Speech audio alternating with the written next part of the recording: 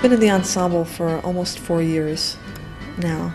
You can't really audition someone for bowed piano specifically because nobody does this. So you are accepted to the ensemble for your general musicianship, and you have to learn how to bow, which seems like a really simple thing to do, but the soft bows, it's like a violin. You have to learn how to make bow changes so that it sounds like a single note and not repeated notes.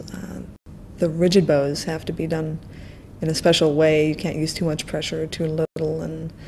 And another technique which you might not think of right away is that you have to learn how to work closely with other people and how to move around and be in close quarters and just how to work in an ensemble like this. It's true chamber music. It has all of the inner workings of a chamber music group out in the open. A string quartet has to be really connected, but you don't really see it.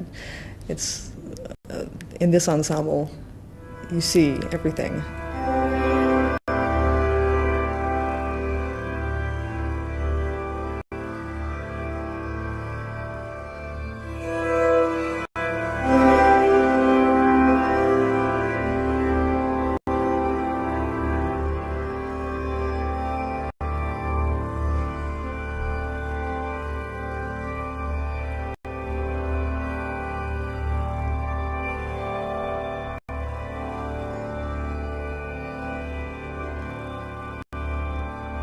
The first thing we do is to remove the lid so that we can all get at the piano. I work with an ensemble of 10 players, sometimes less, but mostly 10. More than that is impractical, I think, or difficult. And then we put in a variety of preparations. These platforms here, which we call traps, actually trap the bows, which I'll talk about in a minute, so that they don't get tangled. And all kinds of things like that, just as a kind of support, I guess, for what goes on. But the primary sound is produced by a bow made of nylon fish line, which is rosined.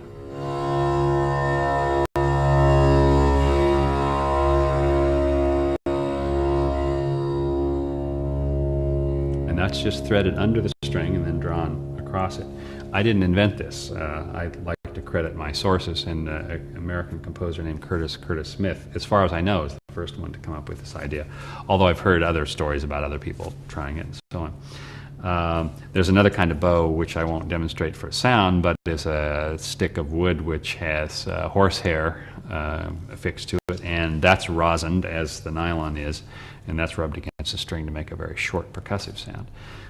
We use, believe it or not, piano hammers, but we use them in our own hands so that we have a different kind of control over them and hit those directly on the string. We use guitar picks for pizzicato. We use fingernails for pizzicato. We strum. Most of my music can be written down with notes and bar lines and time signatures and ordinary devices like that. I have to notate, however, in the score who plays what. I have to identify every player who plays every note. That's just sort of an accretion to the notation, I guess. And I use other 20th century devices like box notation and spatial notation and graphics occasionally and so on. But my scores look pretty ordinary, actually, when you look at them. I do put color codes in them, however, which also make them slightly different to look at. Most of the invention has gone on with the hardware rather than the software, so to speak.